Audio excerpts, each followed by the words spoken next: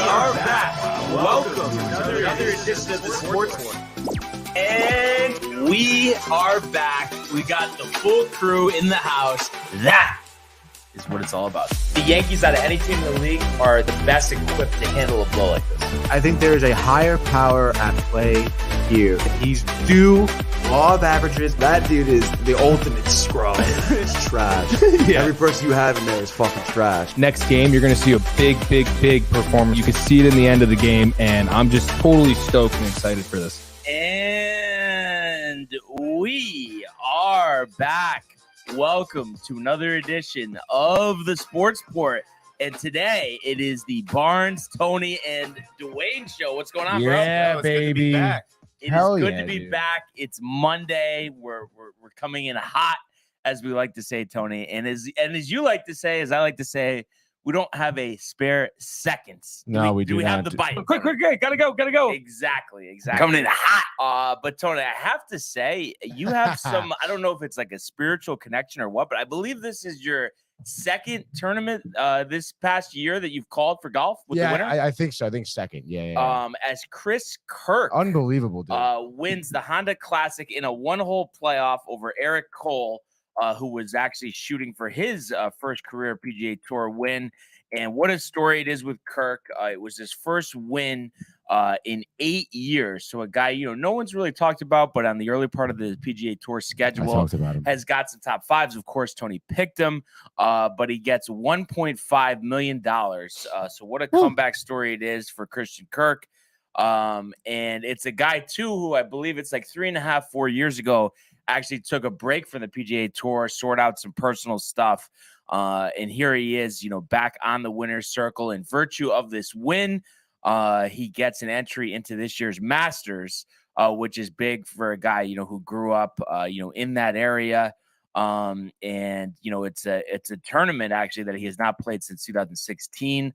The rigors of qualifying. Last year, he did finish fifth in the PGA Championship. But just not winning for 8 years. I mean, there's a sense of doubt that has to set in. I mean, that's a long time. You love these type of stories, Tony. We talked about it before the tournament started. Somebody different than the John Rahms. It's a different story you get to see. Yeah, and someone who was, I think, 25-1 yes, odds, 25-1. To win this tournament. So clearly an underdog, and just kind of looking at his backstory, him having such experience with this tournament specifically, and the past few, believe the past few tournaments he was in, I think maybe he had 2 top 3 finishes out of the last 3 tournaments. So it seemed like he was heating up at the right time. And like you said, you kind of love that type of story of someone who's kind of has that past in the PGA, has been through some adversity, and then here kind of taking advantage of an opportunity for himself to not only win big, but stamp his name in some type of PGA legacy, dude. Yeah, and the thing is too, because I get it, he's not a multiple-time major championship winner, so it kind of goes by the wayside. But having 5 PGA Tour wins, I mean, that's you're establishing yourself. And I know it had been a while, but he's had a solid career, and it's a great story too that he'll get to play in the Masters, and I'm sure some of the other majors. So you love to see that.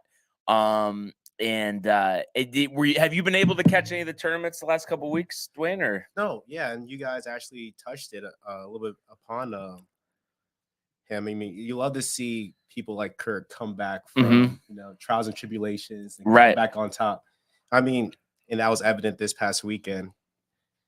And this guy's not, really. No, he has a few wins under his belt. Back in 2015, and the President's Cup in South Korea, he made a crucial putt for the U.S. to win. So again, you love to see guys, come back on top from being down below, and Kirk is just another example of that. Yeah, absolutely. And so it's nice to see that this week, but then next week we go back to an elevated event. So obviously the big names to focus, the Arnold Palmer Invitational at Bay Hill. So that's something we're going to preview, on Wednesday. But it made me think, because I saw the first couple episodes over the weekend. Have you seen any of Full Swing? I have not. Tony, anything?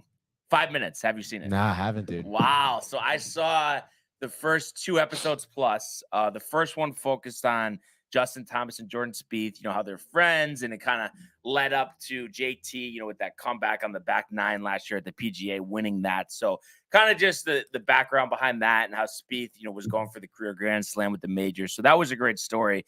Episode 2, I even enjoyed even more just because there was so much mystery behind it. And, maybe I wasn't looking for it, but I was just so curious, kind of Brooks Koepka's mindset. It's been years of failure after dominating. So to see that and to see the lows, that he was at, unbelievable, just confidence completely gone. And it was funny. The episode ended with him saying, they're asking about the live, and he just smiles and doesn't answer.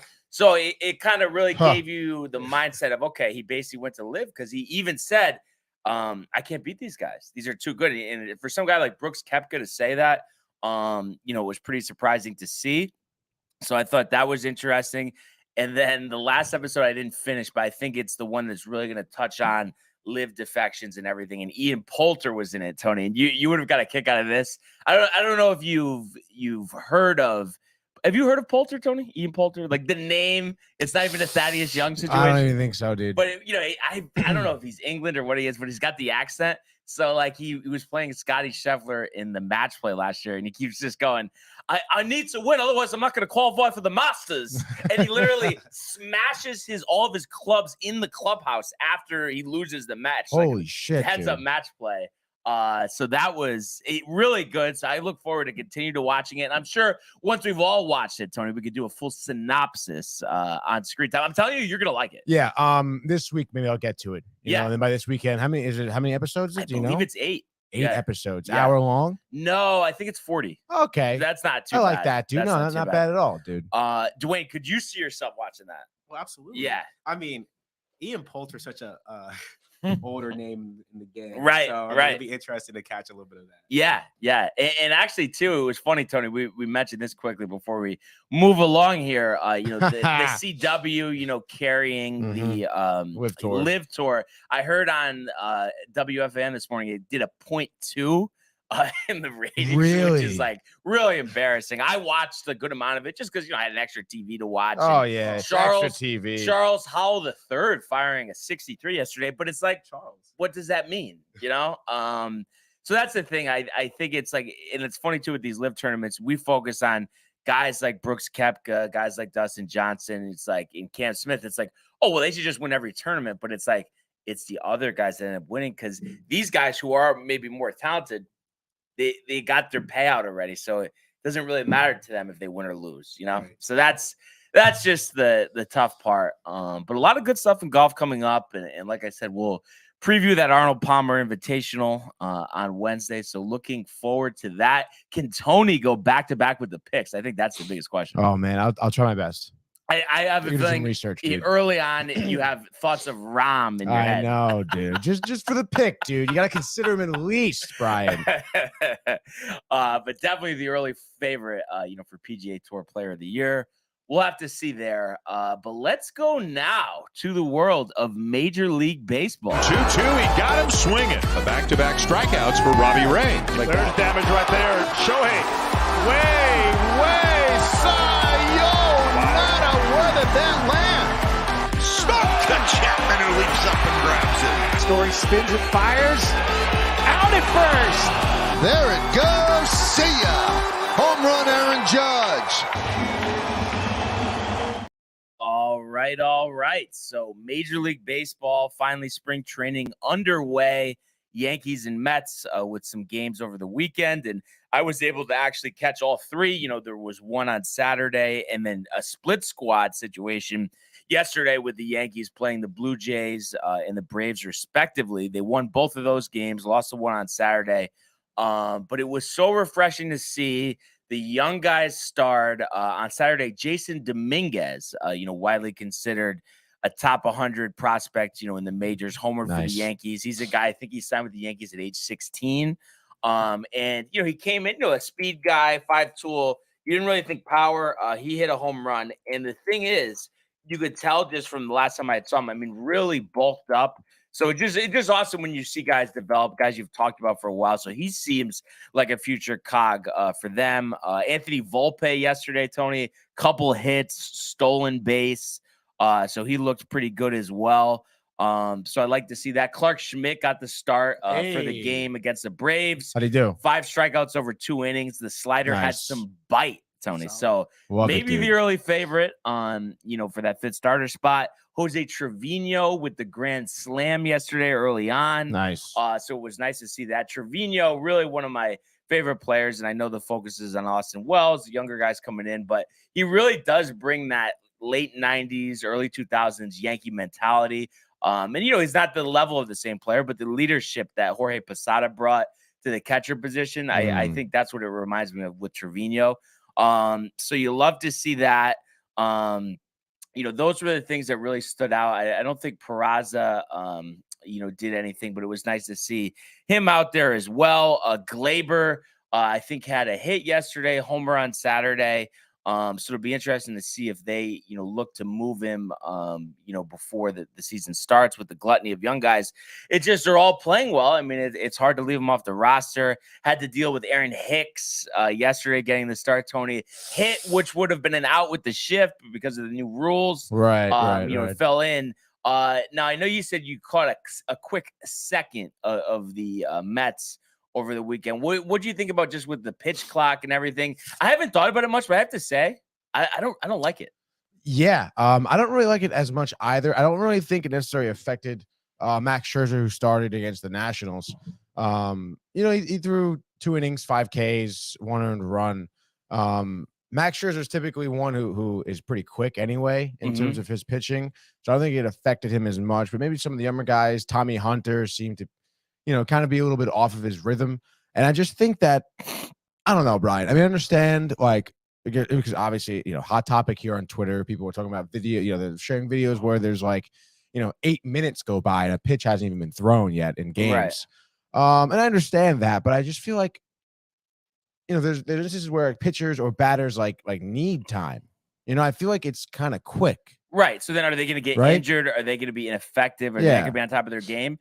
So that there's that part of it. And then there's a part of, we love going to games. So it's like our experience with which, the pregame and everything is around 4 hours. Now the game's shortened by 45 minutes. Right. I don't know. It's just going to go by quick. Yeah. It's going to feel rushed. And I didn't even think about this, but after watching it, I don't know. I don't like it. Did you see any of the games and just kind of see the difference with it? I mean, what do you think? No, I caught a lot of the highlights and of course all the Twitter buzz, but I mean, like you guys already mentioned, it changes the dynamic of a whole entire game, not just as a fan, but also as a player. It's definitely going to benefit those players that, the pitchers that play at a faster pace. But if you're a hitter, if you need more time, right, or it's just strategy as well. You need to step out the box, you need to take your time and whatnot. Yeah, it definitely changes the whole dynamic and flow of the game. Right, exactly. So I mean, I'm sure the guys will get used to it, but it just seems a little too quirky. And people made some good points. I want to say it was just on the fan over the weekend, but somebody was like, so the person that thought baseball at 3 hours to 3 hours and 20 minutes was too long is not all of a sudden going to accept 2 hours or 45 minutes. So it's like, what's the point? And almost the same thing with the extra innings, where the 10 innings is still too long, even going from 13. It doesn't change anything. And it is a good point. I mean, I don't know. I mean, I think if it's to attract, I don't know if it's, maybe just for people who watch the game that are going to watch the other way, it makes it more enjoyable that it's quicker. But for the people that weren't watching, I don't think an extra half hour to their day makes them big baseball fans out. Well, do you think being penalized for taking too much time as a hitter? Yeah, what do you think about that? I mean, that's crazy. And then some games ended on because of that. I know it's spring training, so it doesn't matter. Did you see that, Tony? A couple games ended on the guys taking too long. Yeah, dude. I did see ridiculous. That. That is kind of outrageous. Again, I feel like we should be adding some more stipulations. If it is an out that, or it could be a game saving out, game ending out, or game changing out, maybe give the guy an extra 10 seconds. Okay, because it's 10 seconds, right, for the batter. I think to give you ready into the box, into the box, and then is it 10 for the pitcher as well, and 12 if there's a runner on. Yeah, and so it's what? It's so gimmicky. Yeah, it very is gimmicky. I don't like it at all. Well, I didn't look too much into the rules, but it's is it an automatic strike? Yes. Yeah. If they're not ready within that 10. Right. And then for the 10 seconds. pitcher, it's a ball. Yeah. Interesting. I know. Very weird. Very weird. But So you know, whatever, I dude. mean, I'm sure it's just one of those things, we'll get used to it Will we? as time goes on. But it's something that's gonna take some time for sure. Absolutely. So what we're gonna do today is, when we teased this last week, we're gonna do the divisional preview for the AL West. So this is a division, that's gonna be talked about a lot. Of course, it starts with Houston, the defending champions last year, winning 106 games, winning the division by 16 games. So it wasn't really close. You think about the good story of Seattle finally getting back into the postseason after having a 20-year hiatus.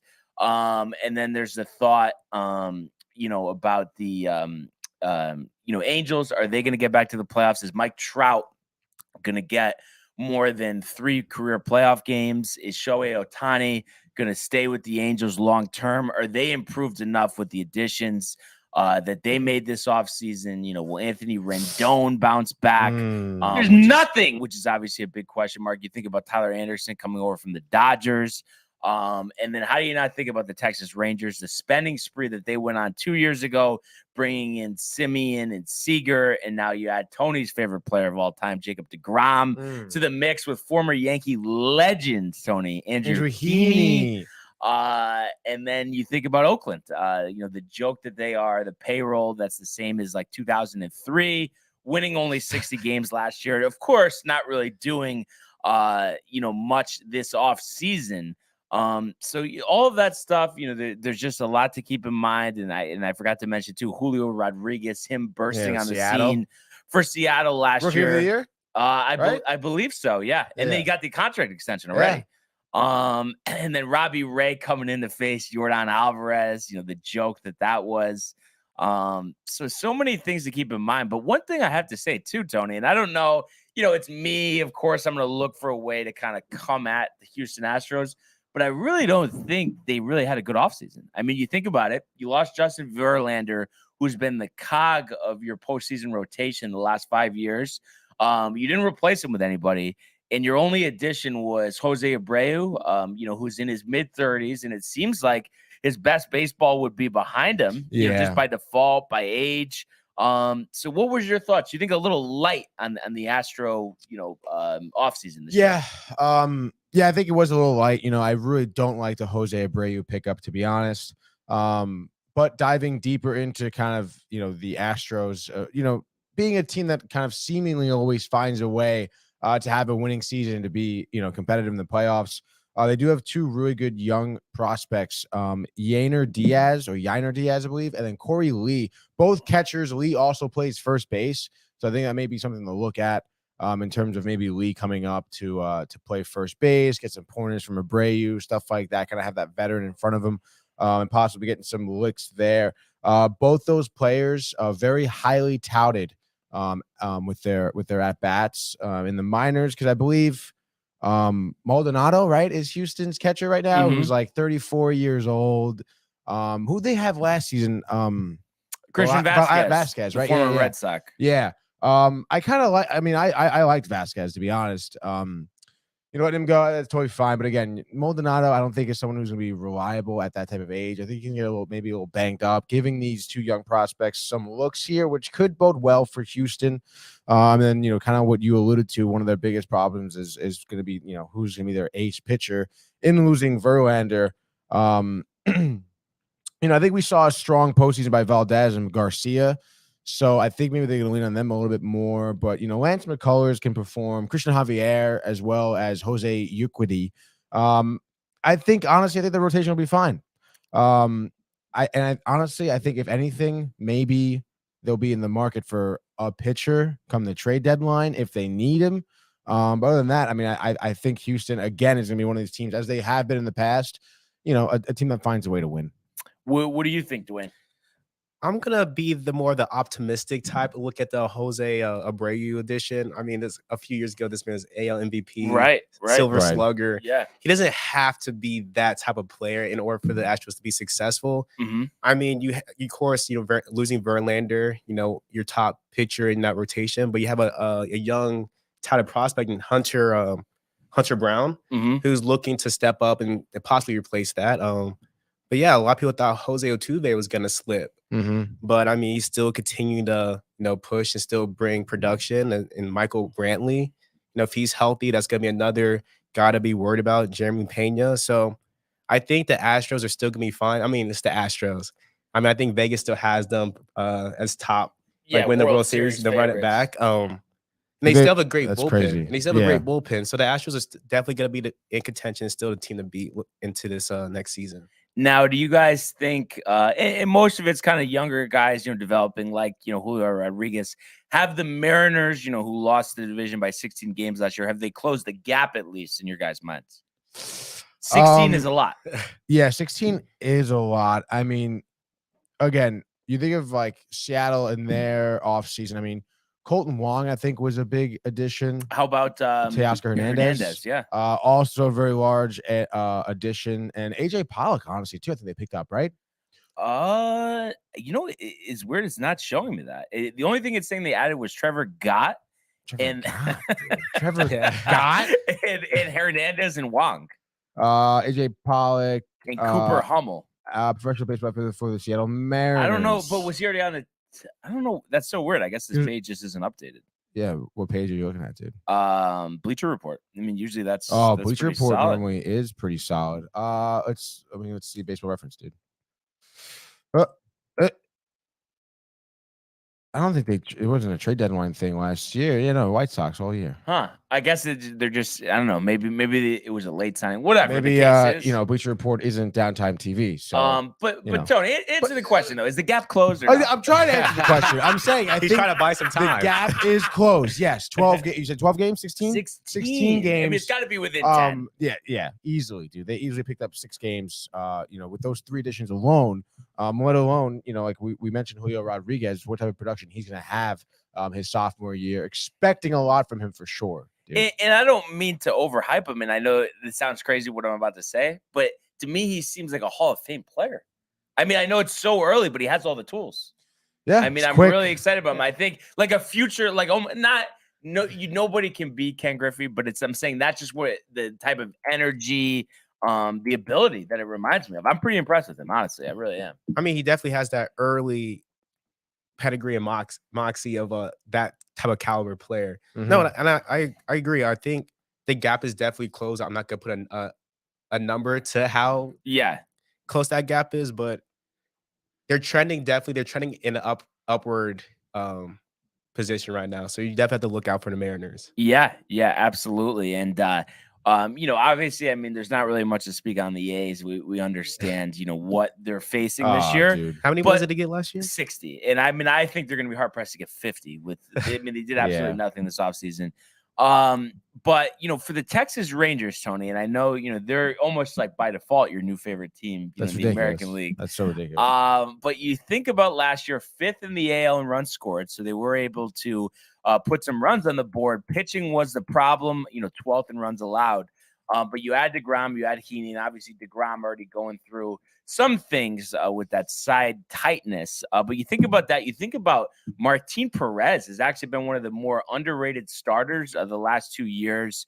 And they did re-sign him. And this is a guy that was a journeyman. And I believe this is his second stint in Texas. But anytime you can have an ERA under 3 and make over 30 starts, you're doing something right. Yeah, so second time around in Texas, and really by far the best season of his career. I mean, 2013 was the only thing close. I mean, yeah, Jesus, dude, ERA is the lowest it's literally ever been, which is so crazy. I mean, you think about it.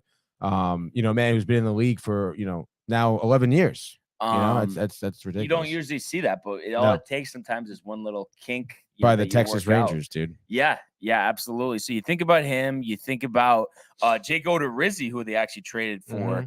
So you got him, you got John Gray, Heaney, DeGrom. I mean, a pretty deep rotation, probably the best rotation they've had in a while. And then the offense, I mean, is pretty solid too, with the few guys that they have. So you'd expect them to be more competitive and really maybe contend for a wild card spot. Dwayne, do you think it really, though, hinges on DeGrom giving them a full season? Is that kind of the thing that will put them over the top in terms of how many wins they can get this year? Yes. I mean, with a healthy DeGrom, it's definitely going to elevate Anybody. Anybody. Right. I mean, it definitely. I want to say the season depends on him being healthy. Yeah. But it plays a big part of it. And again, like we talked about the offense of Seager and Simeon, they're gonna put up runs. Right. But again, it's all about Adolis Garcia is pretty good too. no, exactly. But it all depends on the pitching. That rotation definitely is gonna play a big part moving forward for them. And DeGrom, all the eyes are definitely gonna be on DeGrom. Oh yeah, absolutely. So, a lot of things to consider here, fellas. But let's just, we'll start with Tony here. Order of finish, top to bottom, AL West. And just if you would too, obviously the first place team makes the playoffs. But if anybody's get a wild card, if you could just say that as well. But let's start with you, Tony. All right, I'm gonna say, I'll say Houston. You want to go from top to bottom? Yes, top to bottom. So Houston comes in at first. I'll say, maybe they win 102 games, 101 games this season. Below them, I would say is going to be Seattle at maybe they'll be like 10 games back, 92 wins there. Is that a wild card? Yeah. And then below them, I guess you kind of got to go with Texas, I guess. Yeah, I'm going to go with Texas behind them. Maybe winning 83 games or something like that. No playoffs? No playoffs for them. DeGrom probably is going to have still, the shoulder, the lat, whatever the issue is, the side tightness. And then below them, I'll go with LA. LA is not a team we necessarily broke down deeply, but I know they picked up Hunter Renfroe and Brendan Drury. Right. I feel like two guys that are, old. And the Angels, one of the biggest issues is injury. I feel like, Drury can get hurt. If he even has a great season, I understand it was, kind of a one-off season, I feel like, for him last year. And even Renfroe, too, struggling with injury. We know Trout has struggled with injury. I think trade deadline comes, Ohtani's gone. Rendon probably injured as well this season. So they're a shit show. And then, of course, you got to put Oakland, I guess, at last at that point. It's there, dude. I mean, yeah, no chance. 57 wins, maybe. Wow. Oh, maybe dude. even 49. You're giving them 50? Yeah, 57. 57 for Oakland, which I think is something to look forward to for them, dude. But one thing before we get to Dwayne's predictions here, with the Angels, and I know you're talking about the older guys, the injuries, but obviously we know when healthy, I mean that's a good amount of offense. Yeah. Obviously Anderson helps the rotation. Yeah. I mean, if best case scenario, everybody healthy. I mean, you don't think there's any more competitiveness or a chance to make the postseason? You think it's just completely off the table? I mean, if they're healthy, I think there's a chance. I think it's unfortunate now that they're going to be not only competing with Houston, who, again, a team who always finds a way to win, but now a rising Seattle and a rising Texas Rangers. I mean, it's kind of unfortunate now that their division is getting pretty tough. So I just think with that, I don't know. I just can't see it, dude. Yeah, it's such a shame. And Mike Trout, speaking of Hall of Fame guys, I mean, really, you don't want to waste his career. That's for sure. What's your prediction for the division here? What do we got? All right, so I'm gonna go with the Astros at first. Clear. I mean, I think we all three can agree with that. I think Brian would. Well, I didn't go yet. So we'll see. Okay. Too quick to assume. Okay, I gotta go with the Astros first. I'm gonna go with the Rangers. Wow. Second. Big season. No, I think this is gonna be close. This is gonna be a back and forth between Seattle and Texas. Yeah. But I don't think I think the Rangers are gonna turn to a team that no one wants to really face, especially if they're healthy. Right. I really look at. I'm telling you, like the Rangers. No, they The definitely have all the rotation, talent. Deepest rotation they've had in 20 years. Yeah, easily, dude. I really think that rotation Doesn't really say much, is though. Gonna be very Says something. dangerous. I really think so, guys. So yeah, I'm gonna go with the Rangers, and then Seattle's gonna fall behind them, and I got the Angels, which and Tony touched upon it a little bit about their roster. Their roster is pretty interesting how it's constructed. I mean, you have your stars, but then you have a bunch of utility older guys. It's not really a balanced roster. Right. Like Drury, again, these are utility guys. Like Drury's gonna give you some home run. He has a home run power, but I don't think outside of Trout, and then you can't really depend on Rendon, whose knees are he has like 50-year-old knees. I mean, Yeah, and he's struggled with injuries since he's been there. For some so reason, though, comeback player of the year, I just feel Stop it, it, Tony. dude. okay.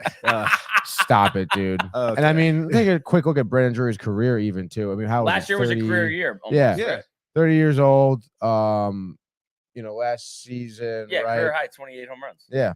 Yeah, and I can't ignore the fact that like I told Brian before the show is, former Red, he resurrected his career Right. as a right. Red, and Yeah. then they shipped him. So I mean, Yeah. but yeah, definitely the Angels will definitely gonna be, on the bottom, then of course the A's, who is anyone really looking forward to seeing the A's play?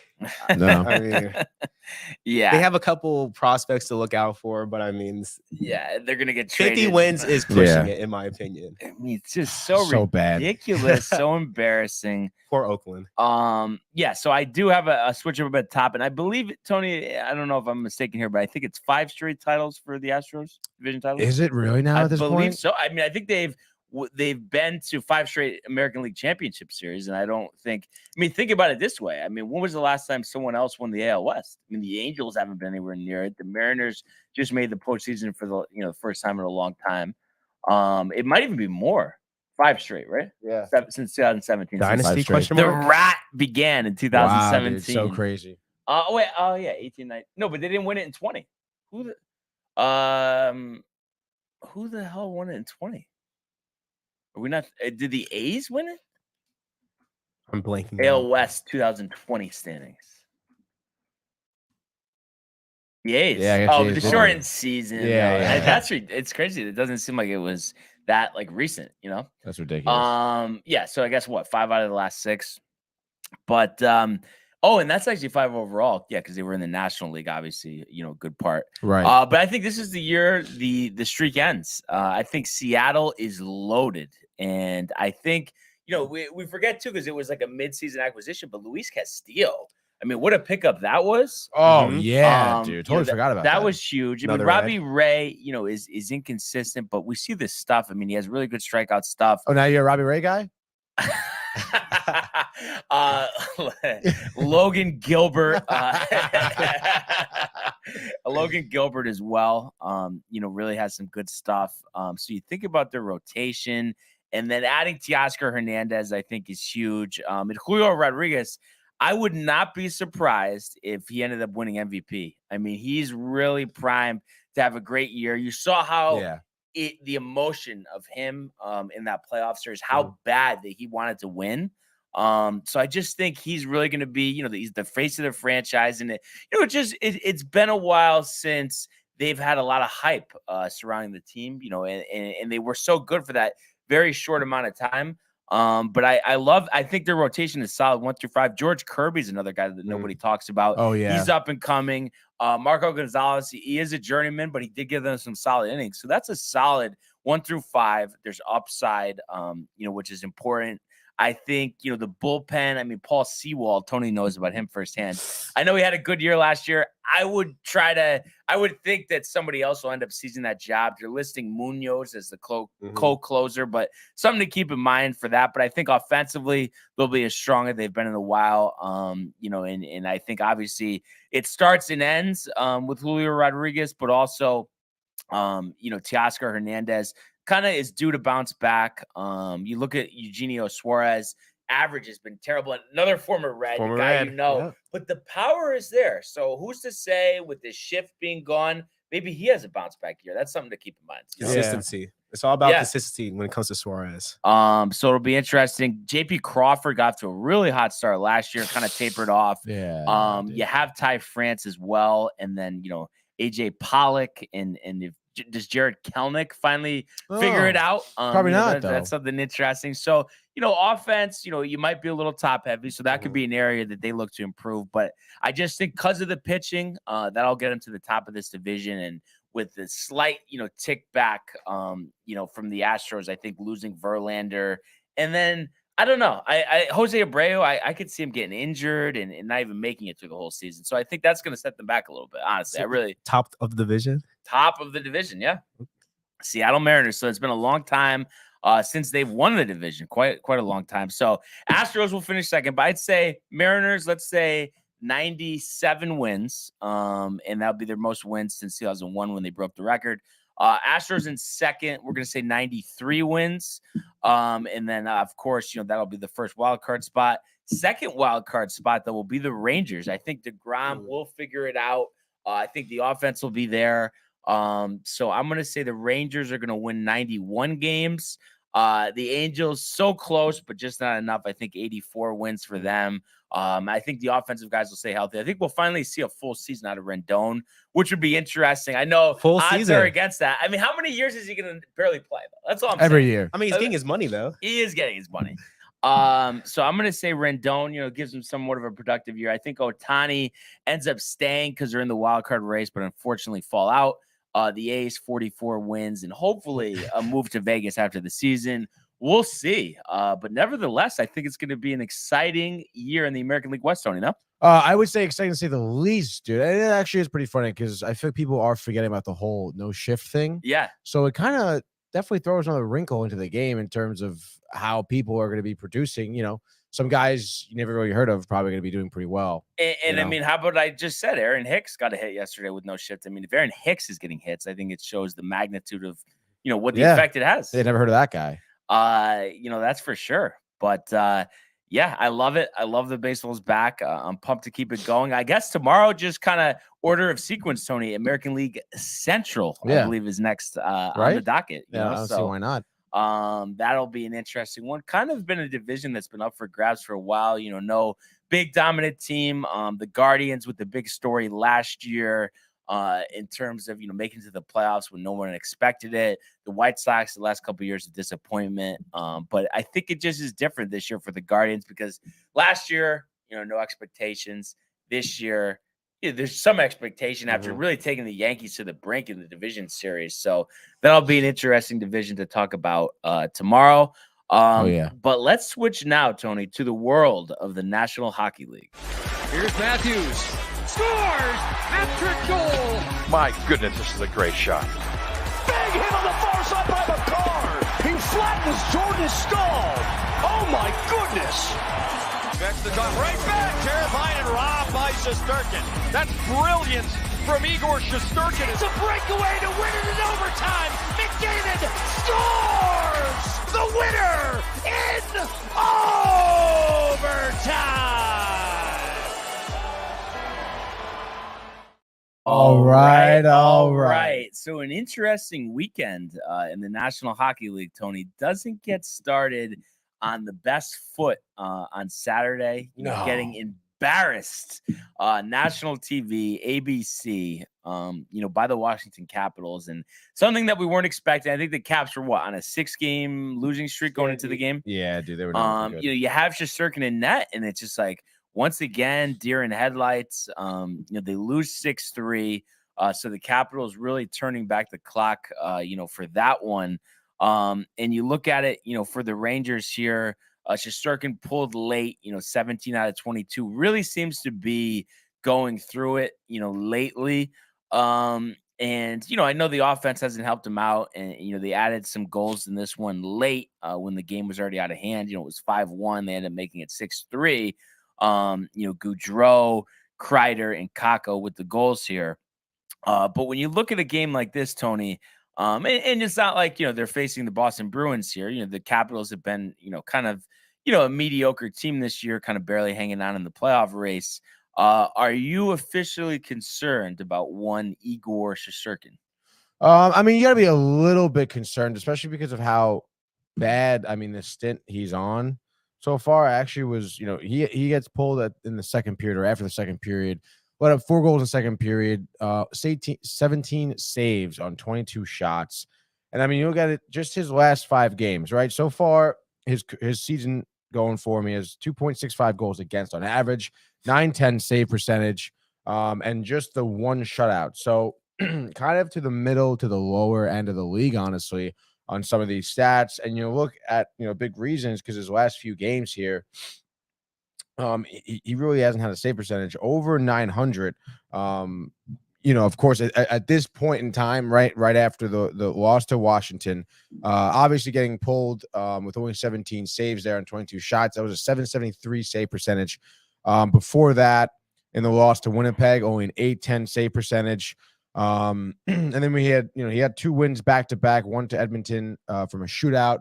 Vancouver, Rangers were able to beat them 6-4. So obviously relying a lot on offense, but both those games, he's giving up 4 goals, having an .862 save percentage. Before that, again, a game where he relies on his team to score. We beat Seattle 6-3. I believe that was only an .897 save percentage. Before that, an .880, and then probably the most embarrassing was against Toronto. That was the loss in overtime, 3-2, still under 900. An .889. I mean, you look at that stint. I mean, this is supposed to be Shesterkin is supposed to be the best goaltender in the league. Really, he was surpassing Vasilevsky last season. Winning the Vezina Trophy here. Coming into this season now on a stint like this, which isn't the first stint we're seeing from him where he's not doing well. He really didn't start the season off great. And then now he's like pretty consistently, doing bad. Right. So it definitely, I guess brings up some concerns. I mean, he's your goaltender. There is a significant drop off with Halak, right? It's no more like, oh, Shesterkin, Georgiev, like there's not a lot of drop off. Halak isn't someone you can rely on as an everyday starter. So, I mean, and, it's pretty tough. I think it puts the Rangers in a tough position because it's trade deadline. He's kind of putting you in a position where you're second guessing him as a goaltender that can kind of bring you through the playoffs and win you a Stanley Cup. So I still think he could. Again, I mean, I don't know. I feel like, you see a lot of pressure that these goaltenders face. I think Shesterkin is someone who looks pressure in the face and is able to show up every day. I understand that this is an extended period of time of him not playing well. I think he'll be able to pick it up. I think this is more of a mental thing, if anything. And I think, come playoffs, as we've seen Shesterkin before, I think he's going to turn it on. I mean, 2 things for me come to mind. One, does he need kind of some one-on-one, with Hank, just to do some work and maybe, he could kind of brush him up on a couple of things. And then number 2, just to kind of give everybody a break here, because I think Halak's, played more recently than you would have anticipated. Does Louis Domingue, Tony, get a couple starts maybe here to just kind of break things up? I'd like to see it. I suppose it wouldn't be terrible. Again, I mean, you saw that guy come in for the Penguins in the playoffs. That's pretty big. I think that says a lot in terms of his character. But I don't know. I mean, it's not that crazy just to give him like, I don't know, in the next 3 weeks, give him 3 starts. It's not crazy, but it's like, I mean, I don't know what it's really gonna do. Well, yeah. I mean, I don't know. I know like Halak's had the recent good stretch, but I just can't shake the feeling that Domingue should really be the backup. I mean, despite all of that, I don't know. I was just impressed what he did in the playoffs. I mean, as a third string goalie to win playoff games and stand right in there last year. I mean, how does he not get an opportunity this year? That's what I want to know. I mean, right? I mean, don't you think that should speak for something? I mean, you saw him play, Brian, in Hartford.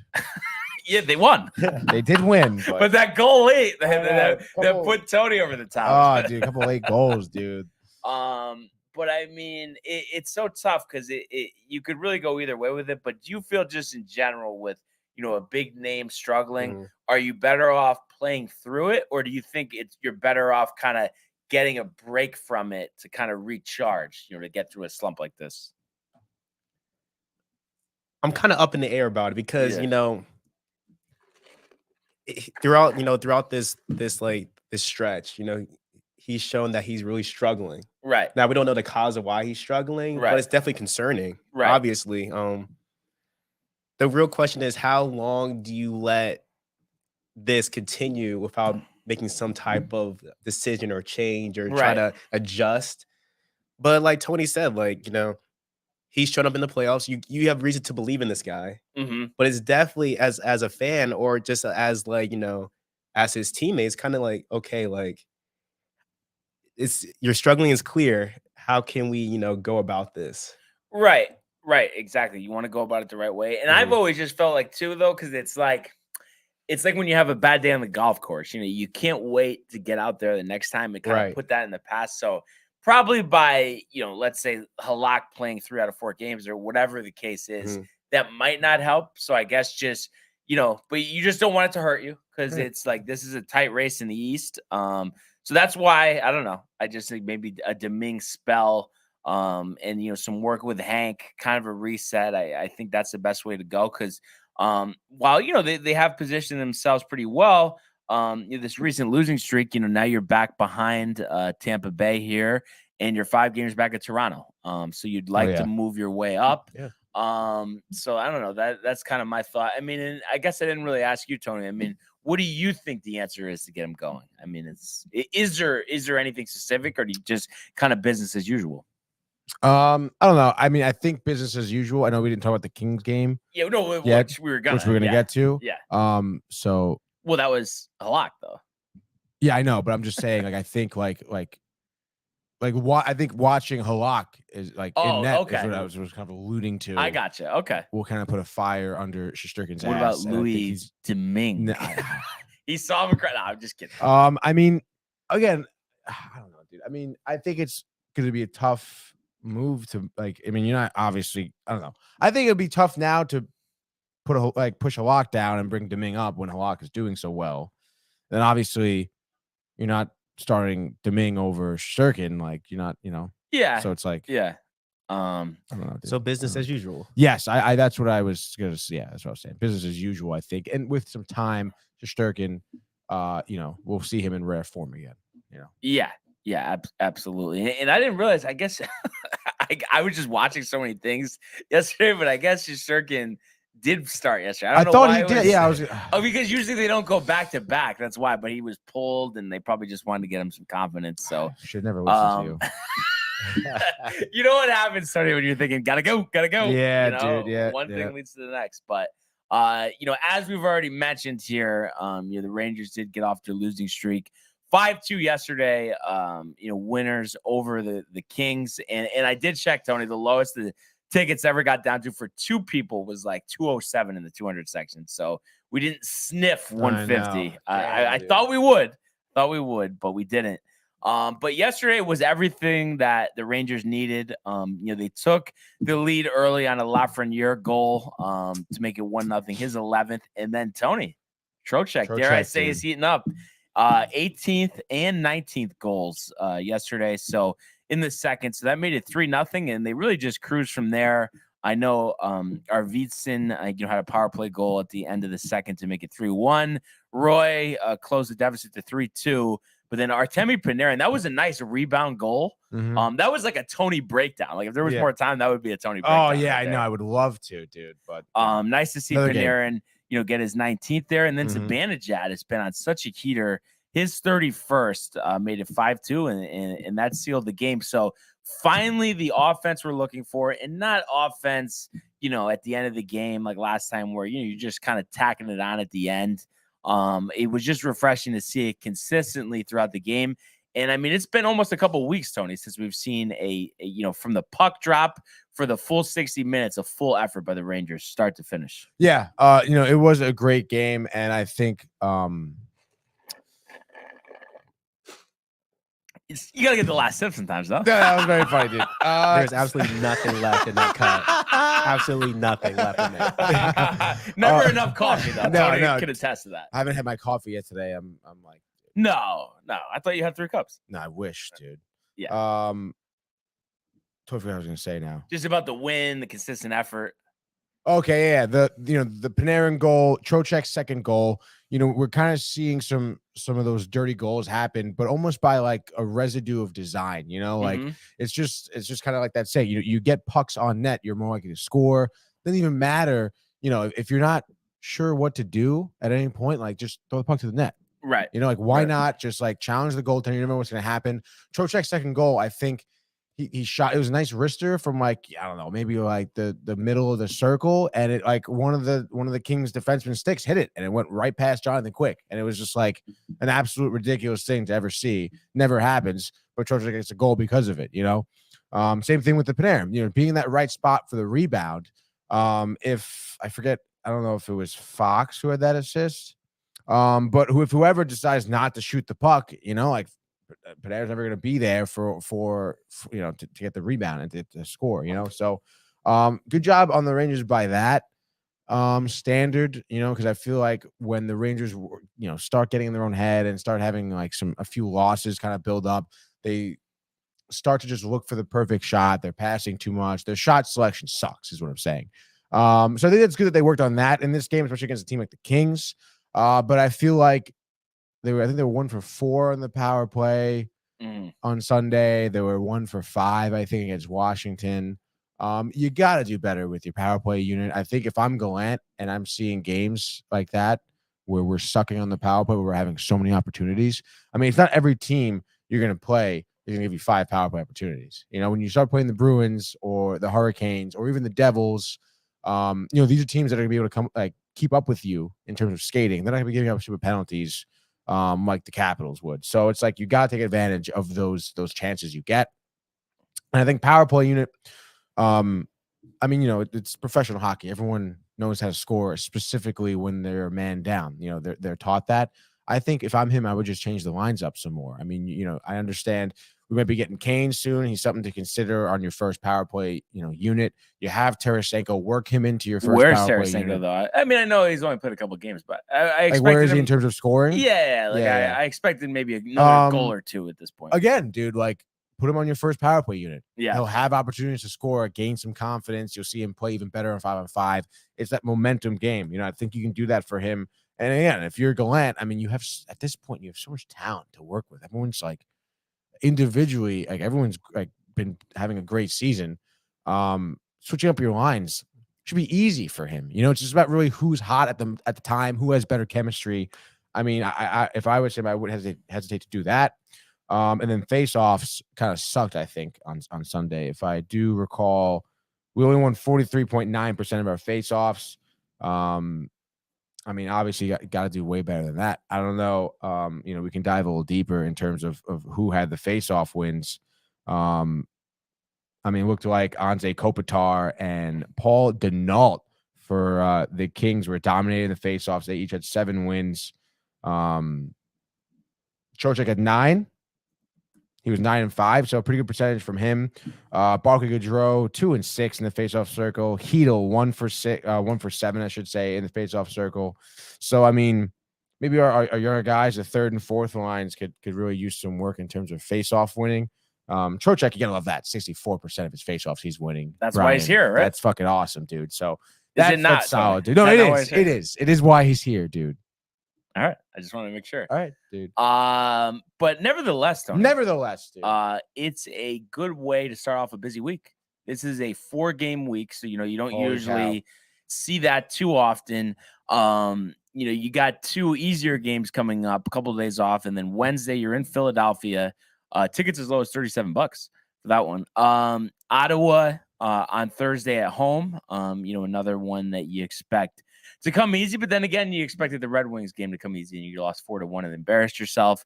But you really want to take care of business there because you got the marquee game on Saturday here in Boston, 1:00 ABC against the Bruins. So that'll be a good litmus test, and you really want to rebound after that disappointing loss against the Bruins last time. So a crucial week coming up. It'll be interesting to see how they stagger the starts with the goalies. I don't know, just kind of a guess. I would think that they go with Shesterkin in Philly just to give him some extra time off, before facing the Bruins on Saturday. Yeah. But as we know with these, starting goalie predictions, it's something that we're not too accurate with, Tony. No, it seems like no one is, dude. Yeah. Not even the daily face-off. I mean, it's tough. It's a tough thing at the end of the day, but nevertheless, a crucial stretch, and you really want to see the Rangers take care of business. But as I alluded to, off for a couple days here, Tony. So we do have 5 games tonight, so we could do 2 in a common. And let me just quickly pull up it's nice not having to go back 31 pages here, but I think you went 3-0, if I'm not mistaken, on Friday. Get out of town. Did I really? But obviously you can draw first here, and you're up by 1. You went 3-0 because you had Canadiens, Kings, and Avalanche. Impressive. And I had Let's Hurricanes, go, baby. Maple Leafs, but lost with the Panthers. Do we do the point for Kirk, or is that a thing? You know what? Because I think you've done that in the past for yourself, Brian. Well, what did I hit? What did I hit? John one? Rahm, you hit one, yeah. All right, 20-18, Tony. Go ahead. Tony Pick, has dude. receipts. Pick. Just Go, saying, go, dude, go. gotta go. Gotta Okay. go. You know what, dude? You were talking about the Red Wings underdog tonight here, -135 here in Ottawa. I understand Ottawa maybe have been having an uptick in terms of their play, but I mean Dylan Larkin. I mean, how do you not? Right now, these two teams are split in terms of the series against each other. They will face each other 2 more times. Actually, I think a third more time because it looks like a game was postponed. But I mean, you look at Ottawa. I suppose, I guess they just beat Montreal 5-2. But I mean, they lost to Boston 3-1. Shut up by Carolina. They lost to Chicago in overtime. We saw that. I just think Detroit. I mean, I don't know, dude. I'm kind of surprised why they would even Ottawa would be favored here. I mean, give me Detroit here. I would say pretty decisively. I'm gonna say 5-2. How about 5-2. Colorado? And I watched. I think Saturday night they were playing the Flames. I think it ended up being 4-1. Mm-hmm. And I had to say, Colorado's back. Gorgiev, playing well in net. And then I think sometimes, no matter what sport we're talking about, defending champions, the next year, it's always, there's always kind of in a period where they're kind of worn out from last season. They're sorting out new pieces, and I feel like we see it with every sport. But I think Colorado is as talented as any team in the league. I mean, I know the record isn't up there with the Bruins, but I think the talent is still there. And I think that's things that we easily forget about. Just because of their struggles earlier this year. And I think they make a statement at home here against the Golden Knights. Very up and down season for a team with 35 wins. So I'm going to say Colorado at home easily here. Nathan McKinnon with the hat trick. 6-2 Avalanche over the Knights. All right. My next pick, I'm going to go for it. Give me the Bruins here. They're actually favored here on the road against Edmonton.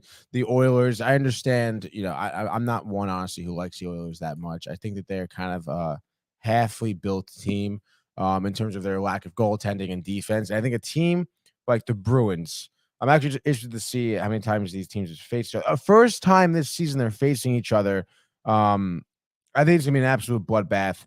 I mean, Edmonton, a team, like I said, that's not really a whole team in terms of, being good in every facet of hockey. Mm-hmm. The Bruins are. I think the Bruins defense is going to pick apart Edmonton's offense. Just because, we've seen those games where they inconsistently play, they can't score. And of course, the Bruins, I mean, their offense, Edmonton doesn't really have great defensive goaltending. I think it could get really ugly. Give me Boston here. I'm going to say 7-2. You think Boston's the best team in the NHL? Is there a reason to not think that? I don't know. I guess it's like, because I feel like no matter what sport we're talking about, we've seen these teams, great regular season record, but it's like come postseason time. I don't know. I think the East is tough. I think it's the wrong year to be the best team in the East because there's a lot of competition. Everyone's going to be gunning for you. Yeah, but right now they are. Right now they are. That's so I'm just saying, I don't think it's going to be an easy cakewalk to the finals. No, you're right. But no, never, dude. I mean, even the 8th seed is tough. Really. I mean, you could run into. I understand though, 45-8. I mean, it's historic, but I don't know. Sometimes it wears you out. This type of success in the regular season, right? But as of now, I mean, the Bruins are definitely the team to beat. I mean, you can't really argue with that. Yeah. Who do you think gives them the most trouble in the East? I don't know. I mean, like you said, there's a lot of teams that aren't contention. I mean, the Lightning have won the East the last 3 years, and then Toronto's having a great year. Rangers, of course. Devils have had a great year. Carolina. I mean, pick your poison. Yeah. Yeah, no, you're right. You're right. I mean, hopefully with Patrick Kane coming to town, Tony, Rangers will be their #1 contender. Hopefully, dude. But I gotta go Dallas. I know I don't usually go Dallas, dude. but the Canucks suck. I don't know. Elias Peterson, he's crazy. I understand it, Tony. But I think at home, Dallas, Robertson, give him his 36th and 37th. Goals of the year, 3-0 Canucks. I mean, 3-0 Stars over the Canucks with the shutout. So that leaves us a great common game here between the Blackhawks and the Ducks. I know, Tony. dude. What do you It's how do you want to do interesting. this, dude? Whose turn is it to go first? That's a good question. I think it's yours. Yeah? Yeah. Go first. Who do you take? Blackhawks. Wow. They're happy that Kane's leaving. I'll take the Ducks, dude.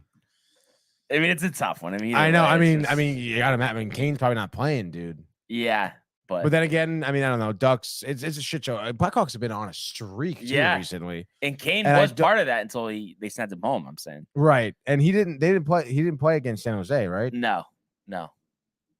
That's crazy.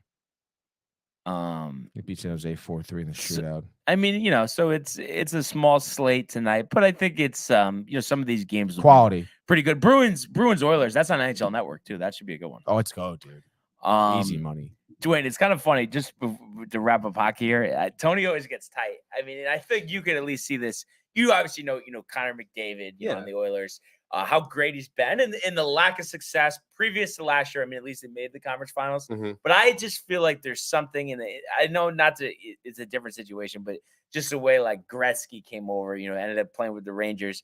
McDavid, I just feel like somehow in the future he's going to make his way there because he's going to be tired of if they don't win. He's eventually going to want to get out, and it seems like the Rangers would be the perfect place to play. But Tony just says he's never leaving Edmonton, ever. He will not leave Canada. I mean, what do you think about that? Could you see it? Definitely. McDavid in the big market, right? Big market, but also, again, like how long can you go without having any type of success? I mean, the individual accolades are fantastic, but if you really value winning, you can't help to not think that you're going to go to a bigger market, which bigger market, better talent, better opportunity to win. Right. And Tony will hate me saying this, but I would say 4 starters for McDavid. That's blindly. ridiculous. 4. That's so stupid. Oh my God. Oh man. Just give them the keys. Just like it is kind of funny though when you think about it, because like they obviously would want younger people. So it would like I don't even know what the package would be. I mean, if you think about it right now, it's like you're going to center it around guys in their early 30s, like Zibanejad. Yeah, it would be like, give them the rest of your draft picks. I mean, what kind of caliber 4 players are we talking about? Or we could go 4 first rounders and then Zibanejad and Kreider. Tony would say no right away. I could just tell. Yeah, no. For McDavid, though? Yeah. McDavid with the 15-year contract extension. Yeah, no, you're really excited about that. Yeah, no, I'm just saying when it happens, and you could mark this down with a timestamp, when they get McDavid, I will buy you a McDavid custom fit. Wow, jersey. dude. Okay. I'm gonna win. When? I think by the end of next season. It might be sooner. Because I think they're not gonna do anything in the playoffs this year. He's gonna get tight. And then next year, maybe they miss the playoffs altogether. That is the catalyst, Tony. All right. It's part of the script. Yeah, I guess so. We'll see, dude. So a couple of things here because I know we're up against it, but real quick, Tony, I know you're gonna crack up about this. Great day with Matthew. He came over yesterday, but we played NHL. Still, I didn't score again, dude. I lost 1-0. Are you serious? You only played one game? Yeah. We played Madden before that and stuff, and did the Derby. But it's unbelievable how I can't score. Have you played NHL? I haven't, but I played like the previous years of the game. Yeah, it's fun. It's a fun game to play. But it's fun. So hard to No, score. I'm terrible. I mean, it's unbelievable, Tony. I mean, anything I could do with that analog stick. I mean, I keep just going up quick. Is that not the right shot to take? No, yeah, dude. You got to deke. That's what you. What does that mean? So like on the joystick, if you swoop and make U's, basically from the right U to the left, U to the like. Shoot it to the side. It'll go like that. You'll like start deking. Okay. And when you start deking, that's when the goaltender obviously favors. Okay. So that's what I'm. And then after you shoot, you use your left analog stick as directional. Yeah, and then I'm putting in my 4th line by accident. Yeah. Circle button. Yeah, you gotta stop button mashing because you can't just something's got to work. Yeah. You'll get it, dude. So just to wrap it up here, we have to go obviously with our award-winning segment on the way out here, Tony. But before we do that, 71 for Dame yesterday. Michael was excited. I saw the first half. He scored 41. And then the Lakers' big win over the Mavs. Still alive. You like that? Yeah. Dame 71? That's nasty. Pretty outrageous. But the team's never going to do Portland, anything. Dude? Yeah, they're not going to do anything. I mean, come on. Lakers are going to make the playoffs. He's got to leave Portland, dude. He won't, though. He wants to just say, Connor McDavid? Loyalty. Yeah, Connor McDavid. Yeah. Could you give me the bite in the music, though, Tony? Oh, you want the Prism Pack Reveal. All right. I mean, Tony, if we have another dud here, I mean, at least we'll have another chance on Gaming Corner, though. So we got that. Maybe. We got that going for us. Who said we're doing that on Gaming Corner? The pack? Don't we always do it? Oh, I don't know, man. I don't know if it's in the cards, You're dude. saying that in my house. I love the anticipation. And then we start out with a card like this from Louisville, Jordan Nuara, Tony. So get that. Who? Front and center. He plays for the Bucks, doesn't he? I think so. Yeah. So not a big time player. Jordan Nuara to start it out. A guy that Michael's riled for, I'm riled for, from Oregon University, Peyton Pritchard. I want to say we're double digits with the Peyton Pritchard cards, possibly 20 cards. So a guy I've always felt, give him time. Boston. Give him some playing time. It'll be good. Another Trey Jones from Duke. We have a couple of his cards as well. Guy, solid rotation. I don't know if we'll ever make an all-star team. Another guy that we've had a lot from Marquette, Marcus Howard.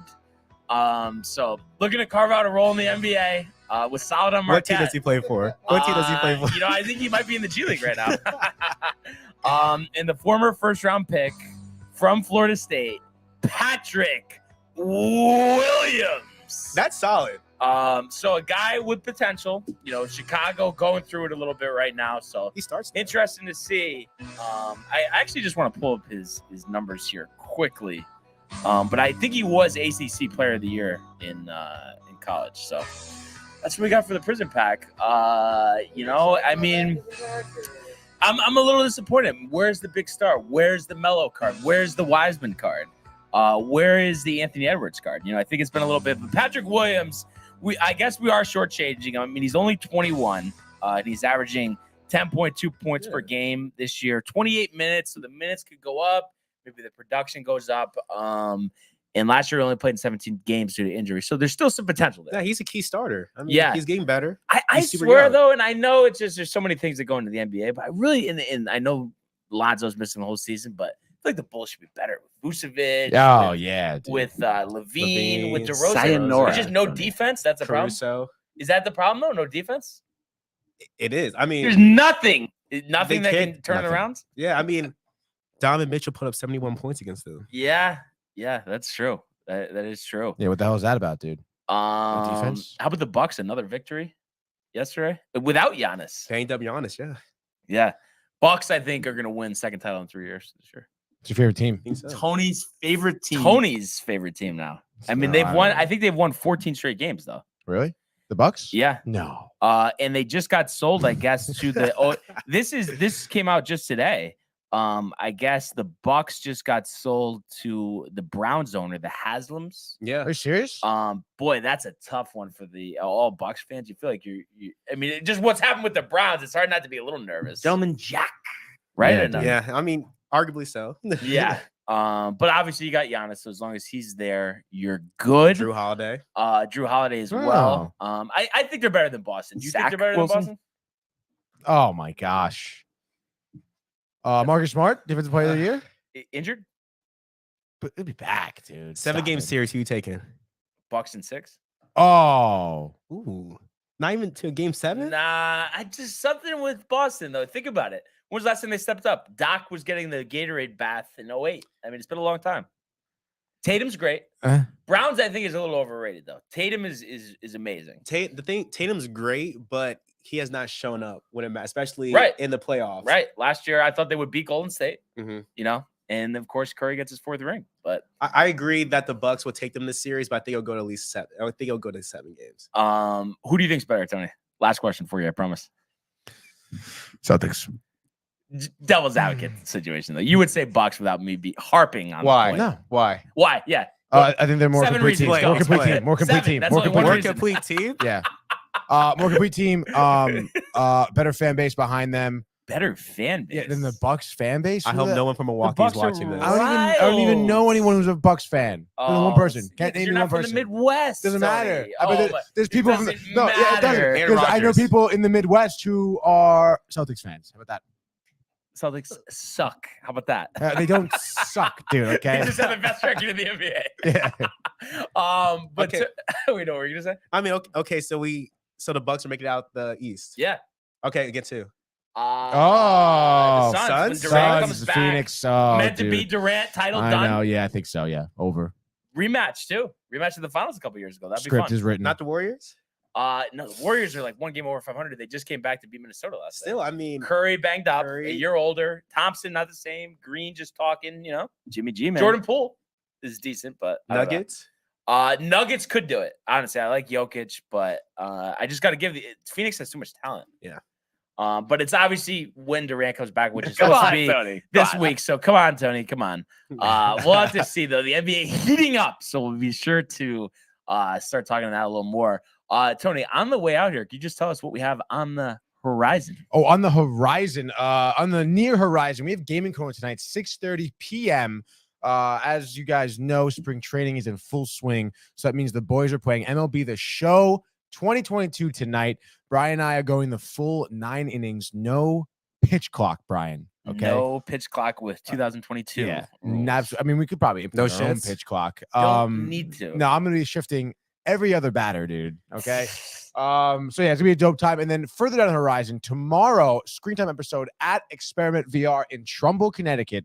That's gonna be pretty hot. We're talking Cocaine Bear as well as the newest episode of The Last of Us. I believe Michael had some choice words for the Cocaine Bear. Oh yeah, real quick going back, he does say the boys are back in town. Ha ha ha ha. Everyone who is considering seeing Cocaine Bear, just donate your money to this show instead, he says. Full breakdown tomorrow, Brian. And the thing is, people get mad at me, but I'm just, I say It has this all the nothing time, about Dwayne. nothing to do about you. Stick with movies that are at least 10 years old. I mean, anything coming out now is just trash. Dude, Maybe it's kind of a piss half poor, of a dude. percent, and Tony knows it, right? I mean, says the guy that's not a movie guy. Oh, No, give me let's something go, good, though. dude. Give me something good, though. I thought he was full of shit. That's all I'm saying. That's all I'm saying. But yeah, I'm pumped for that. 6:30. And I think Tony won 1-0 last time, if I'm not mistaken. Was it 1-0? Really? Dude, it's so hard to hit. Have you Dude. played MLB? Yeah. Tough, though. Great No, game. I'm not the best at it. It's so Yeah. much fun, though. No, the thing that's toughest is to not swing at balls. Yeah. To be Oh, this my way, God. I 'cause know you're the ready timing, to hit, dude. and then Yeah, it's yeah. two strikes. Yeah, I I can pitch, but hitting is Yeah. not my I know. specialty. Brian with the batting is so it's funny because dude. you think about Madden and just other games. Madden. NBA, NHL, like defense is always secondary, but I feel like for baseball, pitching is actually more fun than hitting, just because Oh, hitting is so hard. Absolutely, yeah. I love just kind of setting up, the levels and just the strategy on to strike someone out is the best. Oh, I yeah, get dude. anxiety when I'm trying to hit, especially Yeah. when it's 0-2. Oh yeah, yeah. Trigger happy. Like, yeah, exactly. What do you do, I'm swinging. dude? Yeah, you have like a half a second to decide. I think the toughest adjustment, going back a ways here, MLB 2K7, the EFIS pitch by El Duque, we had to wait 20 seconds for the ball to cross the plate. Every time you're going to swing through it. Yeah. Did you ever have to go up against an EFIS? the whole time. Slam it. Stop. Yeah, every time, dude. Knew it was Okay. coming. Knew it was coming. cap. All right. Fair enough, Tony. Fair. But yeah, I have to say this went by quick. I know, We super covered a lot quick, of dude. ground. We Tony did. thought we wouldn't have time for the prison pack, and I No? said, "Come on, sir." I know. Renee's giving you the side eye outside, though. so Oh, I'm kidding. I'll I'm talk to kidding. Renee Yeah. after. But yeah, once again, pleasure, Dwayne. Pleasure is mine. Thank you guys for having me. Oh, anytime, dude. And really appreciate everybody today tuning in, continuing to comment, like, and subscribe, checking out the archives on the YouTube page, Michael Renee in costume, the merch, the spring collection, downtimetv.com. We want everybody to enjoy the day, enjoy Gaming Corner, enjoy the games, and we'll see you. Hey guys, Tony here from Downtime TV checking in. I want to thank all our fans out there who's been liking, subscribing, sharing our content. You guys are the best. You guys are our bloodline. You make us love what we do. Thanks again.